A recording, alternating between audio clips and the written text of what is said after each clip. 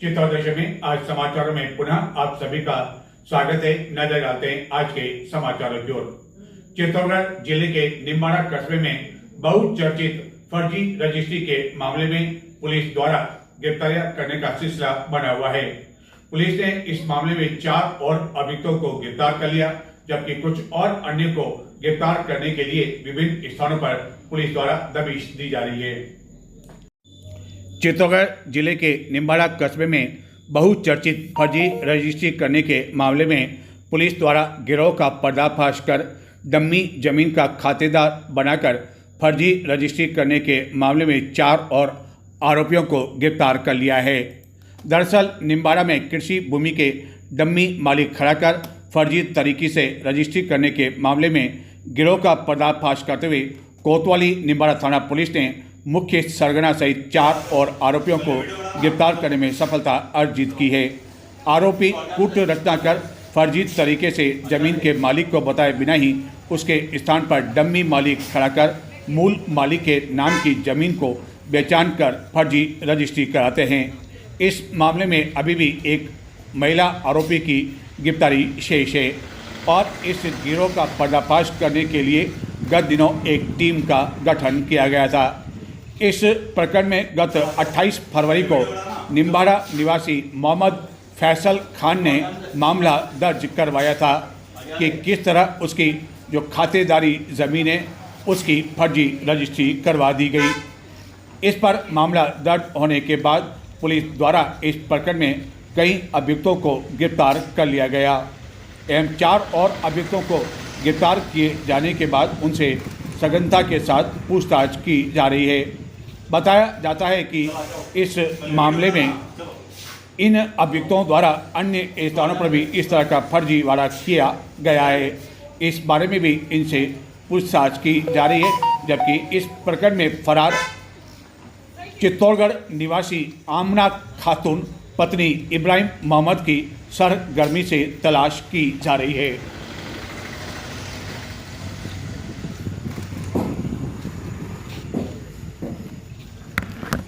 बारिश का मौसम प्रारंभ होते ही इन दिनों जिले में विभिन्न स्थानों पर सांपों के बिलों से निकलने का सिलसिला बना हुआ है और ये सांप घरों में भी प्रवेश कर रहे हैं, इसलिए आपको भी सावधान रहने की आवश्यकता है।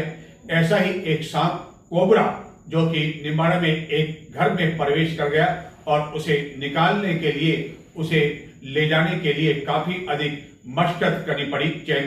जो इसको पकड़ते हैं। बारिश का मौसम शुरू होते ही इन दिनों सांप अपने बिल से निकलने लगे हैं एवं घरों में भी प्रवेश करने लगे हैं, दुकानों में भी प्रवेश करने लगे हैं। इसी तरह एक कोबरा सांप चित्तौड़गढ़ जिले के निम्बाड़ा कस्बे में एक घर में प्रवेश कर गया, जिसके बाद इस कोबरा को पकड़ने के लिए काफ़ी अधिक मशक्कत करनी पड़ी। हालांकि इस तरह के सांपों को पकड़ने के लिए कई लोग महारत हासिल हैं।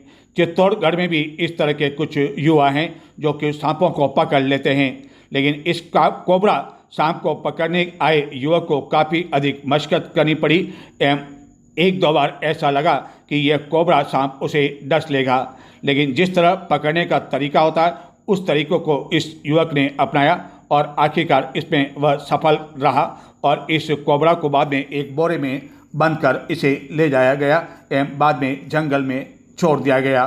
बारिश का मौसम होने की वजह से आप भी सावधान रहें एवं कम से कम शाम के समय अपने घरों का जो मुख्य दरवाज़ा है या जाली वाला दरवाज़ा है उसे बंद रखें, ताकि इस तरह आपके घर भी कहीं इस तरह का कोबरा सांप या अन्य सांप प्रवेश न कर जाए और आपको परेशानी खड़ी न कर दे।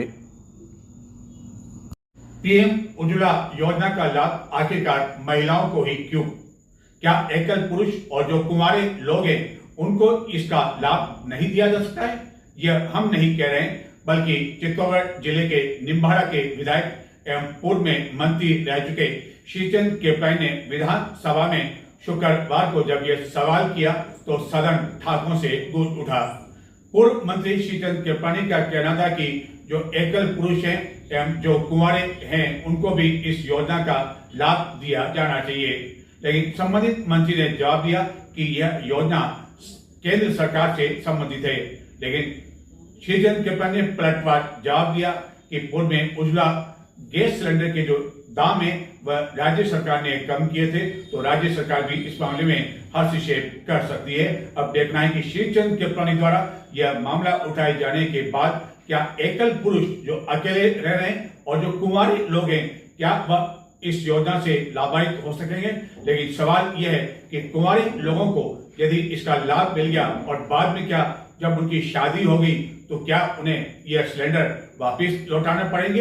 हालांकि ये भविष्य का सवाल है, लेकिन देखें क्या मजेदार सवाल रहा और किस तरह के सवाल विधानसभा में पूछे गए कृपलानी द्वारा। प्रश्न संख्या 130। माननीय मंत्री जी। माननीय अध्यक्ष जी, खंड 1, वर्तमान में प्रधानमंत्री उज्ज्वला योजना के अंतर्गत रसोई गैस के कनेक्शन ऐसी गरीब महिलाएं जो उज्ज्वला कनेक्शन की पात्रता को पूरी करती हैं को ही दिया जाता है। प्रधानमंत्री उज्ज्वला योजना में जारी पात्रता एवं मापदंडों की प्रति परिशिष्ट 1 पर संलग्न है। खंड 2, प्रधानमंत्री उज्ज्वला योजना के अंतर्गत कनेक्शन की पात्रता का निर्णय केंद्र सरकार द्वारा लिया जाता है। वर्तमान में प्रधानमंत्री उज्ज्वला योजना के अंतर्गत रसोई गैस के कनेक्शन ऐसी गरीब महिलाएं जो उज्ज्वला कनेक्शन की पात्रता को पूरी करती है को ही दिया जाता है। माननीय सदस्य। अध्यक्ष महोदय, मैं आपके माध्यम से माननीय मंत्री महोदय ने जवाब तो दे दिया है, लेकिन मंत्री महोदय आप भी पुरुष हो, पुरुषों का ध्यान पुरुष नहीं रखेंगे तो कौन रखेगा।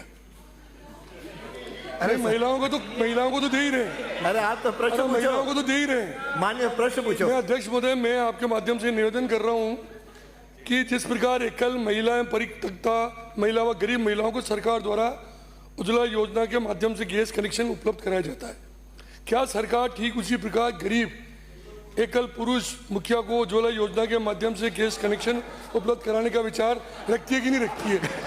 फर्स्ट प्रश्न। माननीय मंत्री जी। माननीय अध्यक्ष जी, निम्बा एड़ा से आने वाले माननीय सदस्य का प्रश्न आज के समय में प्रासंगिक है, क्योंकि जिस तरह पहले अपने जॉइंट फैमिली होती थी, अब न्यूक्लियर फैमिली एकल परिवार होने लगे, और एकल परिवार में भी जो इनका प्रश्न है एकल पुरुष होने लगे, उनके लिए क्या सुविधा हो सकती है। पर ये विषय कल सादुलपुर से आने वाले माननीय विधायक ने भी उठाया था और ये सभी चर्चा करते हैं, पर ये हम केंद्र के नियमों से बंधे हुए हैं और आप माननीय केंद्र में 3 बार जाके आ चुके हैं, तो वहाँ भी प्रयास करें, कहीं ना कहीं केंद्र से आपको लाभ मिलेगी इस बात को भी। अगला प्रश्न है। अध्यक्ष महोदय, मैं मंत्री महोदय को कहूँगा आप नियमों से बंधे हो। ये उज्ज्वला योजना भारत सरकार की है, लेकिन राज्य किसान सम्मान निधि भी भारत सरकार की है, राज्य सरकार उसमें एक्स्ट्रा 6,000 दे रही है। उसी तरह उज्ज्वला योजना को 450 रुपये भी आपने किया है राजस्थान सरकार का। क्या राजस्थान सरकार ऐसे एकल पुरुषों का, यहाँ पुरुष महिला दोनों नहीं है, उनका इस बारे में कोई विचार रखती है उज्ज्वला में देने का स्टेट गवर्नमेंट व्यवस्था करे? ये मेरा निवेदन है। जिसने शादी नहीं की हुई है वो मांग करते हैं, और जिसने शादी नहीं की कुंवर है उनके लिए भी, न स्त्री न पुरुष, उनके लिए शादी नहीं की उनके लिए, और जो नहीं अभी जो कुंवारे हैं आगे वो शादी नहीं करेंगे इस शर्त पे। चलो माननीय मंत्री जी कुछ कहेंगे। माननीय अध्यक्ष जी, अभी उज्ज्वला योजना केंद्र सरकार के द्वारा ही इसमें कनेक्शन के नियम लिए जाते हैं, तो यदि भविष्य में कोई इस तरह की बात होगी तो हम आगे जरूर ये बात आगे पहुंचाएंगे, और आपने जो समसामयिक विषय पर बात उठाया है उसके लिए आपको समस्त की तरफ से आभार। चित्तौड़गढ़ पंचायत समिति परिसर एवं औद्योगिक क्षेत्र में शुक्रवार को पौधारोपण का कार्यक्रम आयोजित किया गया। इस कार्यक्रम में पंचायत समिति परिसर में चित्तौड़गढ़ के जिला कलेक्टर आलोक रंजन के साथ ही सांसद एवं भाजपा प्रदेशाध्यक्ष सीपी जोशी मौजूद थे। एवं बाद में भाजपा प्रदेशाध्यक्ष ने चित्तौड़गढ़ के जिला कलेक्टर एवं अन्य अधिकारियों के साथ रोडवेज बस स्टैंड का भी निरीक्षण किया एवं यहाँ जो कमियां हैं उसको दूर करने के बारे में संबंधित अधिकारियों को आवश्यक दिशा निर्देश प्रदान किए गए। मुख्यमंत्री वृक्षारोपण महाअभियान एवं हरित चित्तौड़ अभियान के तहत शुक्रवार को चित्तौड़गढ़ पंचायत समिति परिसर में पौधारोपण कार्यक्रम आयोजित किया गया। कार्यक्रम में सांसद सीपी जोशी, जिला कलेक्टर आलोक रंजन, जिला पुलिस अधीक्षक सुधीर जोशी सहित अन्य जनप्रतिनिधियों एवं अधिकारियों ने पौधारोपण कर पर्यावरण सुरक्षा का संदेश दिया। इस अवसर पर सांसद जोशी ने कहा कि पौधारोपण अभियान जन जन का अभियान बन चुका है। इसी तरह हरित चित्तौड़ अभियान के तहत जिला कलेक्टर ने जिला उद्योग केंद्र एवं टेकरी स्थित न्यू रिको इंडस्ट्री एरिया में भी पौधारोपण किया। जिला कलेक्टर ने बाद में सांसद के साथ रोडवेज बस स्टैंड का निरीक्षण भी किया एवं रोडवेज के प्रबंधक से जो यहाँ कमियां हैं उसको दूर करने का दिशा निर्देश दिया। यहाँ यह महत्वपूर्ण है कि रोडवेज बस स्टैंड पर कई तरह की कमियां हैं, यात्रियों को मूलभूत सुविधाओं का अभाव है एवं यहाँ स्थित नालियाँ कचरों एवं गंदगी से अटी पड़ी हुई है एवं इस रोडवेज बस स्टैंड परिसर में जो जालियाँ लगी हुई है उस जालिया में कई बार कबूतर फंस जाते हैं। पौधारोपण को लेकर क्या कहा जिला कलेक्टर ने? जो वृक्षारोपण का महाअभियान चल रहा है उसके क्रम में हम चित्तौड़ में भी लगातार वृक्षारोपण करा रहे हैं और चित्तौड़गढ़ को हरित बनाने के लिए आज के इस दिन में जो हमारे प्रमुख औद्योगिक इकाई है मार्बल और ग्रेनाइट एसोसिएशन, उनके जो तीनों संगठन हैं, उनके अध्यक्ष सचिव जी और उनकी पूरी टीम जो है, इन्होंने ये इनिशिएटिव लिया है कि ये भी इसमें अपना योगदान दें। और मुझे बड़ी खुशी है कि आज हम जहाँ खड़े हैं यहाँ पर ये एक सघन वन बनाएंगे इस औद्योगिक क्षेत्र में, और ये सघन वन यहाँ भी करेंगे, आजोलिया खेड़ा में भी करेंगे और भी इनका जो एरिया सब जगह करेंगे। और लगातार अब अगले 2 महीने में हमने भी इनसे सहयोग मांगा है। जहाँ जहाँ हमारे पास ऐसे कार्यक्रम है, हमें कोई साधन संसाधन की जरूरत पड़ेगी और मुझे खुशी है कि आप लोगों ने पूरे हृदय से सहयोग का भी वचन दिया है। तो ऐसे में हमें उम्मीद है कि ये कार्यक्रम जो हम सब मिलकर कर रहे हैं इससे हम चित्तौड़ जो कि वैसे ही प्राकृतिक रूप से काफ़ी समृद्ध है, अब इसमें और वृक्ष और वन लगाएं तो ये उभरता हुआ औद्योगिक क्षेत्र तो है, एक प्राकृतिक क्षेत्र भी बने, ऐसा हमारा मानना है। धन्यवाद। आगामी सप्ताह से विधिवत चातुर्मास प्रारंभ हो जाएंगे। क्या इस चातुर्मास में राजनीति का भी प्रवेश होने लगा है? वहीं दूसरी ओर चातुर्मास के लिए चित्तौड़गढ़ आ चुके एक संत का दावा है कि उनका जब 22 जुलाई को नगर में प्रवेश होगा तो स्वागत के लिए लोग इतने अधिक पलक पावड़े बिछाएंगे कि बाजार पूरी तरह से बंद हो जाएगा।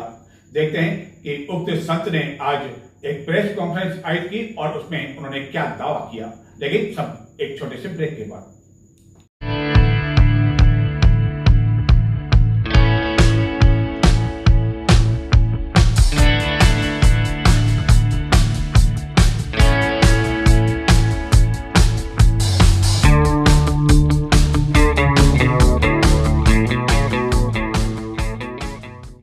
आगामी सप्ताह से चित्तौड़गढ़ नगर में विधिवत चातुर्मास प्रारंभ हो जाएगा। प्रवचन का सिलसिला प्रारंभ हो जाएगा।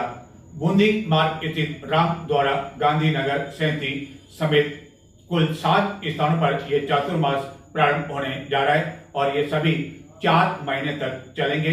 संतों साध्वियों का इस दौरान प्रवचन होगा।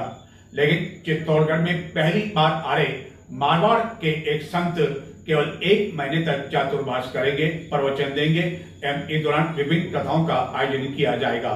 22 जुलाई को उनका नगर प्रवेश होगा।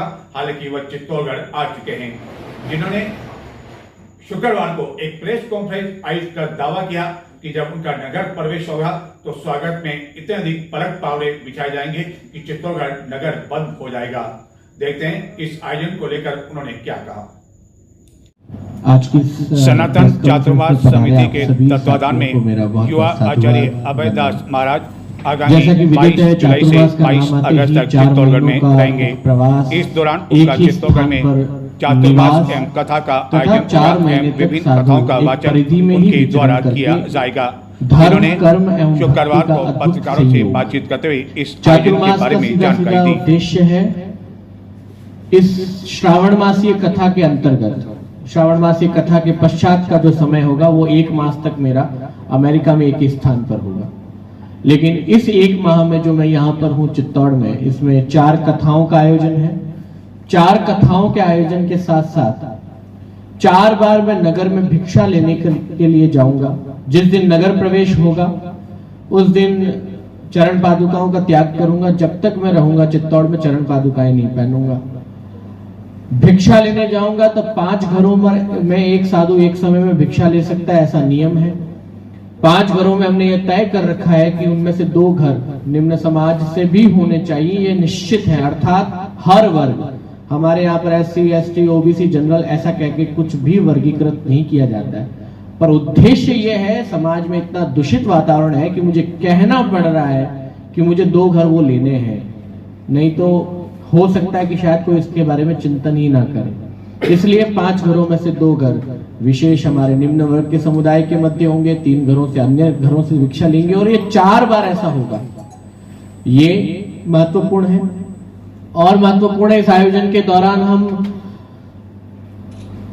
यूथ पार्लियामेंट का आयोजन करेंगे, जिसमें युवा स्कूल में, कॉलेजेस में पढ़ने वाले, स्पेशली स्कूल के सेकेंडरी स्कूल में 11th और 12th क्लास से लेकर के कॉलेज तक के बच्चों का ये आयोजन होगा, जिसमें देश भर के कई सोशल एक्टिविस्ट, कई स्पिरिचुअल ऑरेटर भी मेरे साथ उस मंच पर होंगे। सबके भाषण होंगे, उद्बोधन होंगे, तथा साथ ही Q&A का सेशन, अर्थात सवाल जवाब पूछने का, प्रश्नोत्तरी संवाद का कार्यक्रम भी यूथ पार्लियामेंट में होगा, जिससे चित्तौड़ के युवा सीधे आध्यात्म गुरु से या किसी आध्यात्म प्रवक्ता से अपना भाव, अपने विचार उनसे पूछ सकते हैं। किसी चातुर्मास के लिए चित्तौड़गढ़ में अब तक बड़े बड़े संत एवं साध्वियां आ चुकी है। ऐसे संत भी आ चुके हैं जिनके सामने प्रधानमंत्री भी नतमस्तक हो जाते हैं। लेकिन अभयदास महाराज के चातुर्मास को लेकर नगर में बड़े बड़े होर्डिंग लगाए जा रहे हैं, प्रचार प्रसार किया जा रहा है, विशाल डोम बनाया जा रहा है। क्या संतों को इस तरह के प्रचार प्रसार की आवश्यकता पड़ती है? यही सवाल हमने पूछा अभयदास महाराज से, तो सुनिए उनका इस बारे में क्या कहना है। आपने स्वयं ने स्वीकार किया कि संतों को कभी भी जो प्रचार की आवश्यकता नहीं पड़ती है, नाम की आवश्यकता नहीं पड़ती है। आपने कहा कि आप अपने आप में एक बड़े संत हैं। ऐसा पहली बार देखने को मिल रहा है चित्तौड़गढ़ में। बड़े बड़े संत आए, साध्वी आए, जिनके आगे प्रधानमंत्री भी नतमस्तक हो जाते हैं। लेकिन जिस तरह आपका प्रचार हो रहा, बड़े बड़े होर्डिंग लग रहे हैं, आखिरकार ऐसी क्या आवश्यकता पड़ गई कि आपके प्रचार के यहाँ लिए होर्डिंग लगाने पड़ रहे हैं? नहीं, वो व्यवस्था का हिस्सा है। मेरे नहीं, ऐसा नहीं। वो इसका सीधा सीधा उत्तर है, समय की उपलब्धता हमारे पास बहुत कम थी। अगर ये 1 महीने पहले होता तो इस तरह के प्रचार की नहीं, जनमानस तक चीजें कैसे पहुंच जाए। क्योंकि सनातन धर्म की ये जो व्यवस्था है, इसकी परंपरा ऐसी है कि लोग इतने सोए हुए हैं। जिस देश में लोग मतदान को लेकर के भी जागृत नहीं है, उस देश में ये व्यवस्था ऐसी बन गई है कि किसी भी आयोजन को लेकर के हमें जागृति लाने के लिए कई आयाम खड़े करने पड़ते हैं। तो मेवाड़ का मैं हिस्सा नहीं रहा, क्योंकि मेरा जन्म ब्यावर में हुआ, लेकिन मेरे माँ बाप, मेरे नाना नानी, मेरे दादा दादी सब मेवाड़ के हैं। तो इस शरीर पर तो अधिकार मेवाड़ का है, शरीर तो मेवाड़ी है। लेकिन मेरा लालन पालन पोषण 4 वर्ष से मारवाड़ में हुआ। मारवाड़ के अंदर ये करने की हमें आवश्यकता शायद न पड़ती, लेकिन मेवाड़ में मेरा प्रथम बार आना हुआ है। तो सबने ये तय किया कि महाराज जी, इस तरह से प्रचार प्रसार करना आवश्यक है, और समय बहुत कम है। सबसे बड़ी बात, समय कम है, इसलिए रातों रात ऐसे होर्डिंग लगा करके जन जन तक की बात पहुंचानी चाहिए। हाथरस की घटना का उल्लेख किया, मैं उनका गुणगान नहीं करना चाहता हूं, लेकिन आपने उनको आडंबर बताया जो भी हैं। लेकिन जहां 10,000 लोग बुलाते हैं, वहां उनके उसमें प्रचार में जो है प्रवचन में 1 लाख लोग पहुंच जाते हैं। हाथरस की इतनी बड़ी घटना हो गई, उन पर किसी तरह की कोई आंच नहीं आई, और फिर भी आप बता रहे हैं कि जो है उन्होंने आडंबर किया और इस तरह की बात हुई। तो आखिरकार ऐसा क्यों? ये सवाल लगाया जा रहा है कि जब इतनी बड़ी घटना हो गई, इतने लोग मर गए, फिर भी सरकार ने उनके खिलाफ मामला दर्ज नहीं कराया। देखो, सरकार के कार्य तो सरकार ही जाने। ये तो हम सिर्फ, मैं बोल सकता हूं कि वहां पर ये उचित नहीं हुआ। सरकार को ऐसे व्यक्तियों को भी दायरे में लाना चाहिए, ठीक है। मैं ये बात सिर्फ बोल सकता हूं, बाकी करना सरकार का है। लेकिन मैंने उस आडंबर का विरोध किया जिसमें लोग चरण छूने के लिए भगदड़ मचा देते हैं। इस पूरे पंडाल में, चातुर्मास में आप देखिएगा, मैंने हमेशा जितने चातुर्मास किए, बाइट्स और वीडियो सोशल मीडिया पे अवेलेबल है। मैंने कभी भी लोगों के बीच में से आने का मार्ग नहीं चुना। क्यों? क्योंकि मुझे पता है कि देश में श्रद्धा का ये आलम है, या ये स्तर है कि लोग जब साधु उनके मध्य से गुजरता है, चरण छूने का भाव सबके मन में होता है। लेकिन हम जब इतनी बड़ी भीड़ के आयोजन होते हैं, तब हम अवॉइड करते हैं कि हम लोगों के बीच से आए जाए ना। हम विशेष मार्ग से सीधा मंच पे आते हैं, कार्यक्रम करते हैं। लेकिन बात इतनी होनी चाहिए कि सबसे संवाद हो, तो माइक सबको दिया जाए।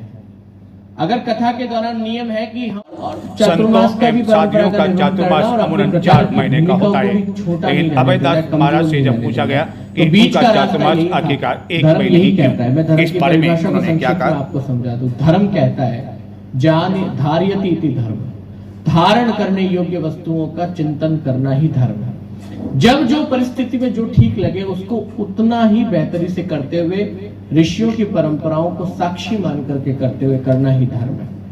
नियम तो ये कि 4 महीने करना चाहिए, लेकिन आज की परिस्थिति में इस आयु में क्या संभव हो सकता है वो करना भी मेरा कर्तव्य धर्म है। तो मैं अपने कर्तव्य धर्म का पालन कर रहा हूं। मैं और कहीं भी जाऊंगा तो इस नियम का तो पालन, फर्क नहीं पड़ता कि ये रेखाओं में जो बटा हुआ देश यही भारत है। हमारे ऋषियों ने तो सबे भूमि गोपाल की कहा है। इसलिए मैं हमेशा से कहता हूं, हिंदू राष्ट्र किसी एक जगह को आप नहीं कह सकते हो। जब भी इस देश में हिंदू राष्ट्र हिंदू राष्ट्र हिंदू राष्ट्र कहा जाता है तब मुझे हंसी आती है। जानकारी के अभाव में कुछ लोग ऐसा बोलते हैं। आप किस जगह को किस चित्तौड़गढ़ नगर में लगातार 3 दिन तक बारिश होने के बाद शुक्रवार को मौसम पूरी तरह से साफ रहा। तेज धूप खिली रही, उमस बनी रही, लेकिन 3 दिनों में जो बारिश हुई उसके कारण कई स्थानों पर पानी भर गया। यहाँ तक कि एक अखाड़ा स्विमिंग पूल में तब्दील हो गया।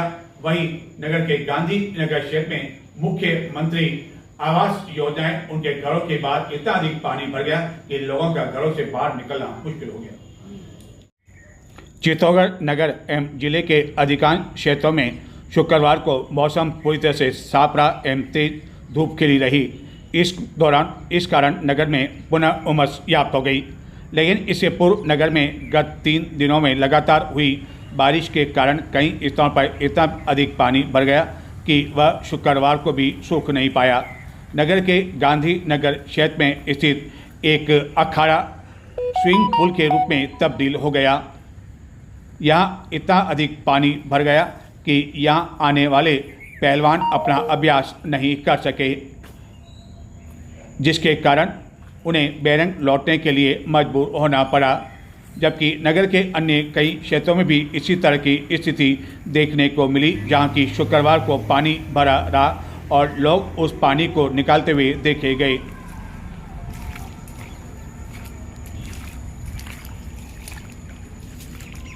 और एक दर्शक ने हमें यह वीडियो गांधी नगर से भिजवाया, मुख्यमंत्री आवास योजना का। तो ये थे आज के समाचार। अब मुझे आगे दें। आपकी और हमारी मुलाकात होगी शनिवार को। तब तक के लिए नमस्कार।